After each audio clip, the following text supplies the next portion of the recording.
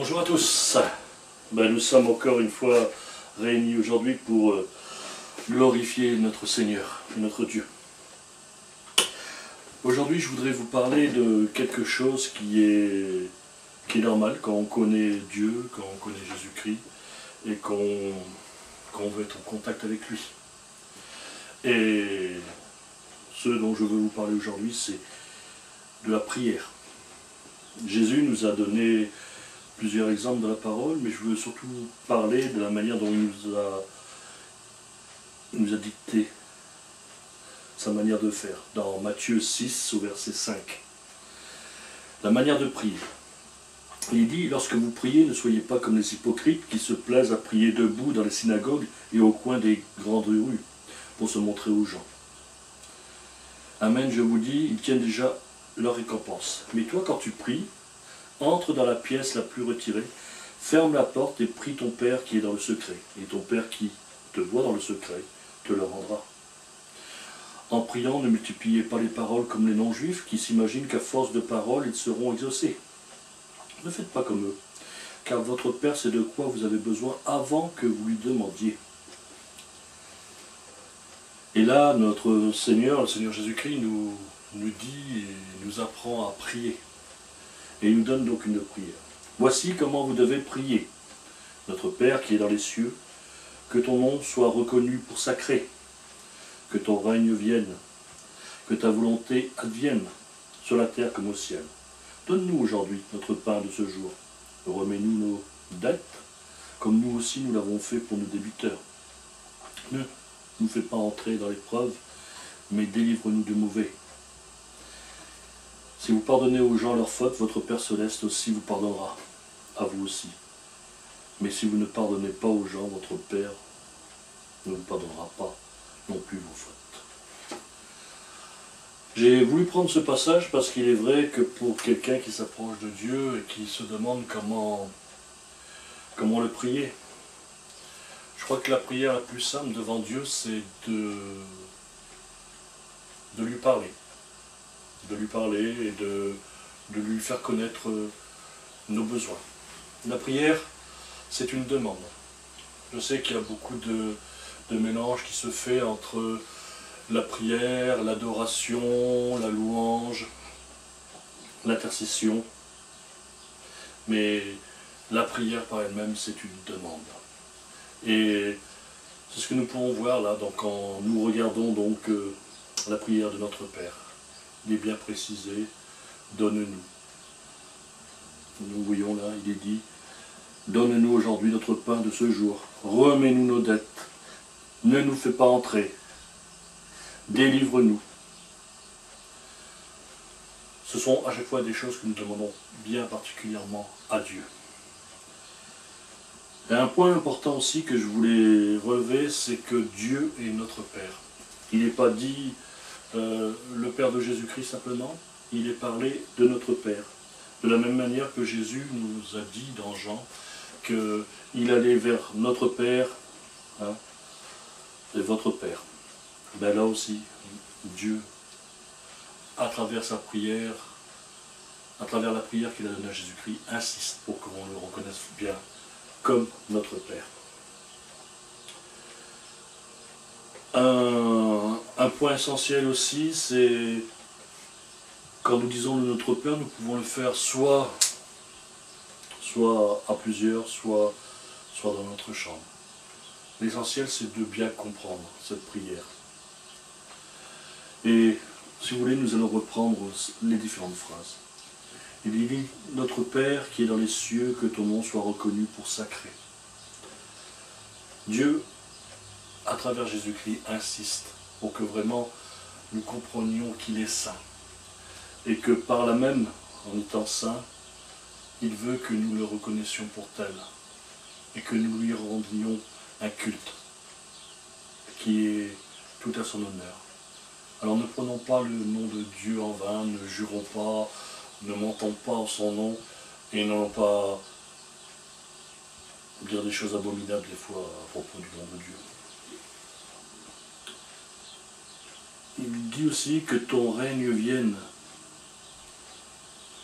Jésus insiste insiste pour que le règne de Dieu vienne. Mais par là même, il nous fait comprendre aussi que ce règne peut venir, qu'il peut s'accomplir, qu'il peut se réaliser. Et je crois que nous devons, nous tous qui faisons cette prière, nous souvenir de cela. Dieu veut régner. Il doit régner. Et il a besoin de nous pour le faire. Que ta volonté advienne. Alors là, c'est dans la version... C'est une version Bible Thompson. Mais si je prenais une autre version, je vais essayer de vous en prendre une. Attendez, je vais essayer de pas... Voilà. Mais dans les autres versions, il est dit que ta volonté soit faite.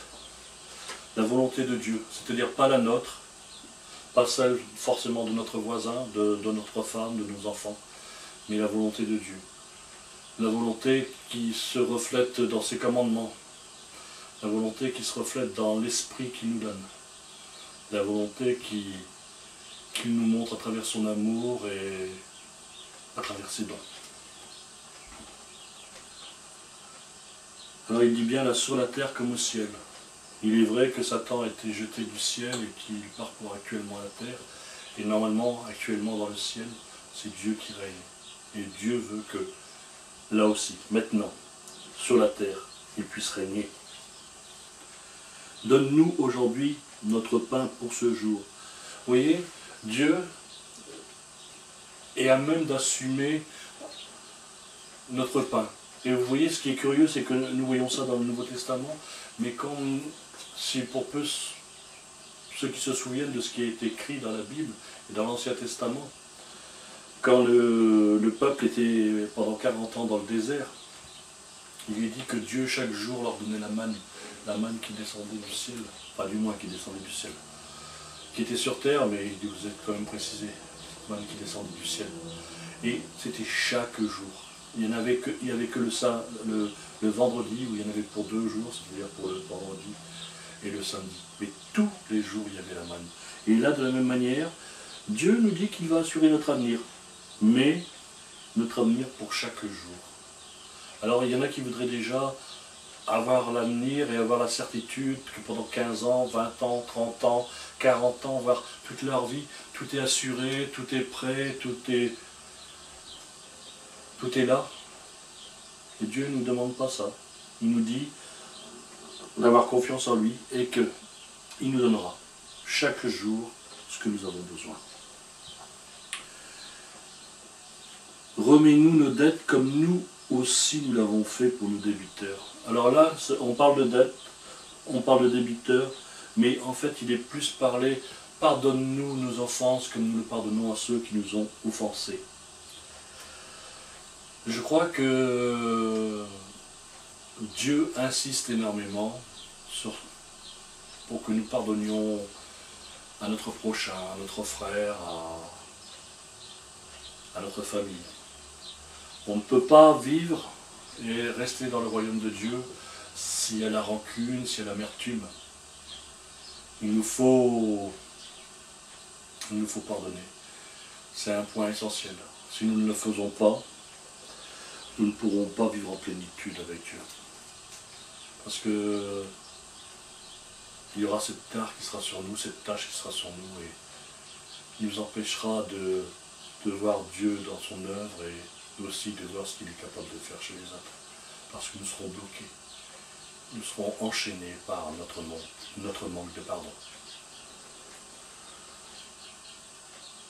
Ne nous fais pas entrer dans l'épreuve. Alors que veut dire Dieu? Ne nous fait pas entrer dans l'épreuve. Je crois que Dieu, ou du moins ce que nous demandons à Dieu, c'est d'éviter d'être dans la tentation. Mais je peux vous dire que les personnes qui veulent faire la volonté de Dieu, qui ont ce désir, cette volonté d'agir pour lui, si vraiment elles suivent les commandements de Dieu, si elles appliquent l'entièreté de sa parole à leur vie, alors nous n'entrerons pas en tentation.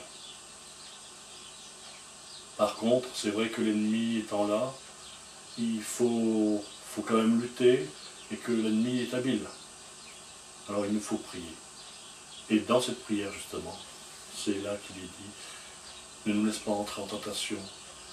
Et Dieu nous rappelle qu'il nous faut prier sans cesse, de manière à ce que ce soit l'esprit qui soit victorieux et non pas la chair. Jésus lui-même le disait, que l'esprit était prompt, mais la chair est faible. Et si jamais on peut qu'on se relâche et qu'on ne regarde pas vers Jésus, on ne regarde pas vers Dieu, on n'essaye pas d'approfondir l'action de faire sa volonté, alors nous pouvons dévier. Il lui a dit d'ailleurs de nous délivrer du mauvais. Et je crois que là, insistons encore. Si vraiment on voit quelque chose qui ne va pas, on se sent lourd, on se sent oppressé, on a l'impression que vraiment il y a quelque chose qui nous empêche de faire la volonté de Dieu, prions, prions Dieu, prions le Père, allons vers les frères, allons vers les sœurs, allons vers des personnes en qui nous avons confiance dans la foi. Ouvrons-leur notre cœur et on verra Dieu agir et améliorer les problèmes que nous avons.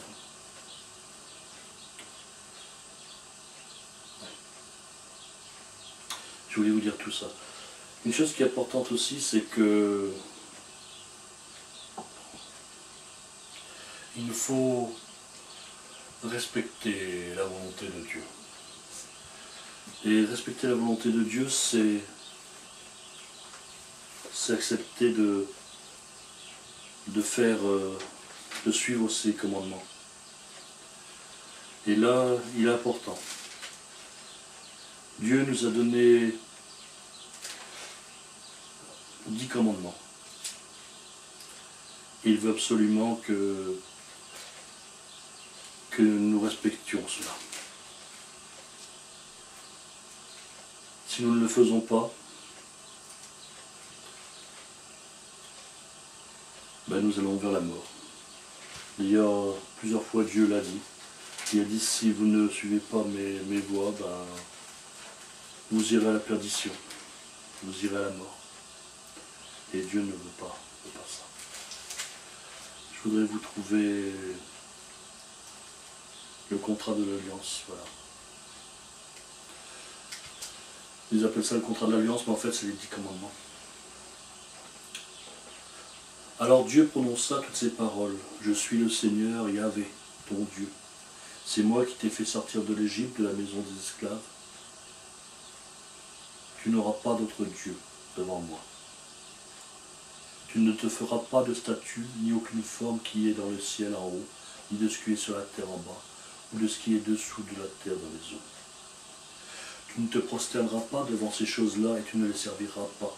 Car moi, le Seigneur Yahvé, je suis un Dieu à la passion jalouse, qui fait rendre des corps aux fils pour la faute des pères jusqu'à la 3e et 4e génération de ceux qui me détestent. Mais qui agit avec fidélité jusqu'à la 1000e génération, avec ceux qui m'aiment et qui observent mes commandements. Tu n'invoqueras pas le nom du Seigneur Yahvé, ton Dieu, pour tromper. Le Seigneur ne tiendra pas pour innocent celui qui invoquera son nom pour tromper. Souviens-toi du sabbat pour en faire un jour sacré. Pendant 6 jours tu travailleras et tu feras tout ton ouvrage. Mais le 7e jour, c'est un sabbat pour le Seigneur ton Dieu. Tu ne feras aucun travail, ni toi, ni ton fils, ni ta fille, ni ton serviteur, ni ta servante, ni tes bêtes, ni les immigrés qui sont dans tes villes. Entendez bien, ça va loin. Ni ton serviteur, ni ta servante, ni tes bêtes, ni les immigrés qui sont dans tes villes. Car en 6 jours, le Seigneur a fait le ciel et la terre et tout ce qui s'y trouve, et il s'est reposé le 7e jour. C'est pourquoi le Seigneur a béni le sabbat. Il en a fait un jour sacré. Honore ton père et ta mère, afin que tes jours se prolongent sur la terre et que le Seigneur ton Dieu te donne. Tu ne commettras pas de meurtre, tu ne commettras pas d'adultère, tu ne commettras pas de vol, tu ne porteras pas de faux témoignages.